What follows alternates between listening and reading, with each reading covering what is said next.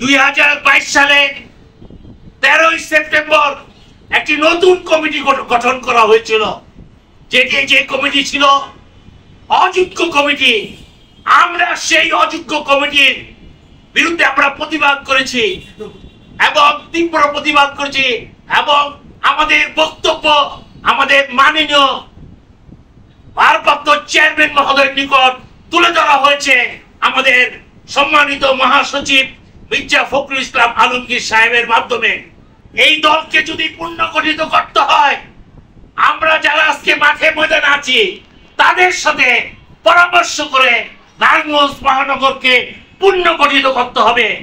সংগ্রামী বন্ধুরা, আমাদের চাওয়ার পাওয়ার কিছু নাই, আমাদের একটি চাওয়া, বাংলাদেশ জাতীয়তাবাদী দলের চেয়ারম্যান মা ও মাটি মানুষের নেত্রী বেগম খালেদা জিয়াকে বাংলাদেশে আগামী দিনে এই গৃহবন্দীর হাত থেকে আমার নেত্রীকে আমরা মুক্ত করব, এবং আগামী দিনে এদেশে একটি অবাধ নিরপেক্ষ নির্বাচনের মাধ্যমে আমাদের নেতা তারেক রহমানকে আমরা আমাদের বাংলাদেশের প্রধানমন্ত্রী আমরা বানাবো।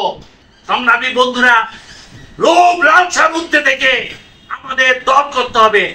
সংগ্রামী বন্ধুরা, আমরা যারা এখানে আছি, আমরা আমাদের নিজের অর্থ দিয়ে, আমাদের নিজের বুদ্ধি দিয়ে, নিজের শ্রম দিয়ে বাংলাদেশ জাতীয়তাবাদী দলের ঝান্ডাকে সমুন্নত রেখেছি।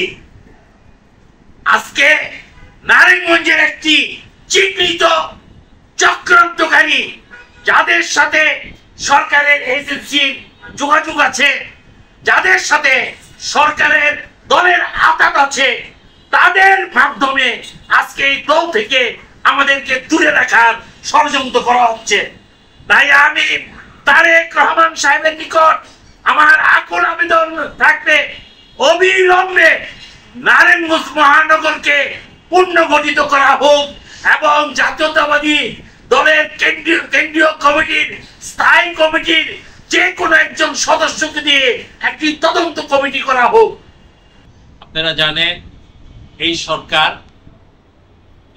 বিএনপিকে নিশ্চিহ্নিত করে দেওয়ার জন্য অনেক চেষ্টা করেছে। বিএনপি কখনোই নিশ্চিহ্নিত করতে পারে নাই। মাটি এবং মানুষের সাথে এই দলের সম্পৃক্ত।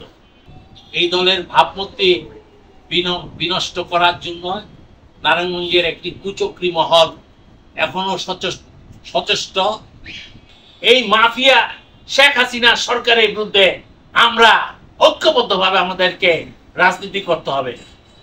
আমরা নারায়ণগঞ্জে আমাদের সমস্ত ভেদাভেদ আমরা ভুলে যাই। আমাদের একটি লক্ষ্য, শহীদ প্রেসিডেন্ট জিয়ার সেই গণতন্ত্রকে বাংলাদেশে আবার ফিরিয়ে আনা।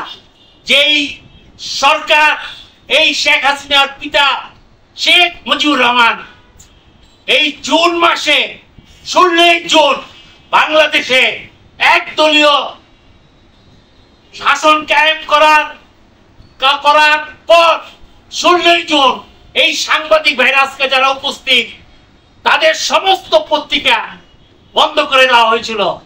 আপনারা জানেন, সেদিন মাত্র 4টি পত্রিকা রাখা হয়েছিল। শত শত সাংবাদিককে কারাগারে নিক্ষেপ করা হয়েছিল। 30,000 যুবক মুক্তিযোদ্ধাকে হত্যা করা হয়েছিল 72 সাল থেকে 75 সালের পর্যন্ত রক্ষী বাহিনী দ্বারা। সংগ্রামী বন্ধুরা, 2008 থেকে অদ্য পর্যন্ত বাংলাদেশ জাতীয়তাবাদী দলের শত শত নেতাকে এই সরকার হত্যা করেছে, গুম করেছে।